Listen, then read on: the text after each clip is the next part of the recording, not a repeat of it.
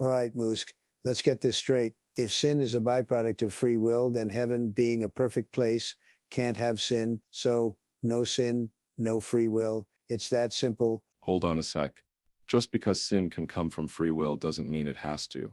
Heaven could be a place where folks have free will but choose not to sin. It's like having the option to eat junk food but always picking the healthy stuff. Just because the junk's there doesn't mean you'll go for it. So, free will can totally exist in heaven without sin having to rear its ugly head. Oh, come on, Musk. You're reaching here. Sin is the inevitable outcome of free will. It's like saying you can have a party without any noise. It just doesn't work that way. If you have free will, there's always the chance of making a wrong choice.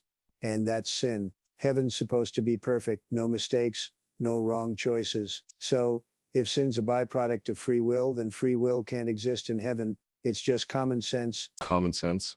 More like a narrow view. The idea that sin is an inevitable outcome of free will is like assuming all roads lead to Rome.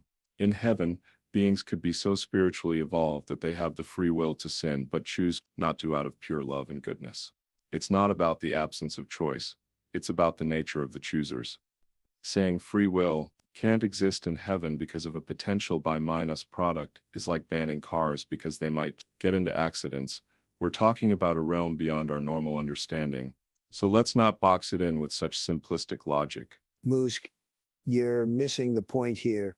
Sin is the default setting when you have free will. It's like saying you can have a perfect garden without weeds. It's just not possible. Heaven is a place without sin.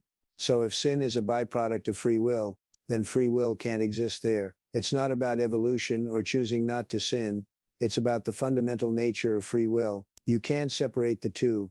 It's like trying to separate water from H2O. It's just not happening. So let's not complicate things with your fancy theories. Heaven is a place of perfection, and free will, with its potential for sin, just doesn't fit in that picture. Your default setting claim is way off. Comparing free will to a garden full of weeds is a lazy analogy. In heaven, we're talking about a state where the conditions are completely different. It's like expecting a fish to drown in water just because it can happen to humans. The fundamental nature of free will isn't to produce sin, it's to make choices. In heaven, the influence of evil might be removed, or so diminished that making a sinful choice becomes an absurdity to those with free will. You're stuck on this rigid idea that sin and free will are inseparable, but you're ignoring the possibility of an environment where the allure of sin is gone. Stop using earthly logic to explain a divine concept.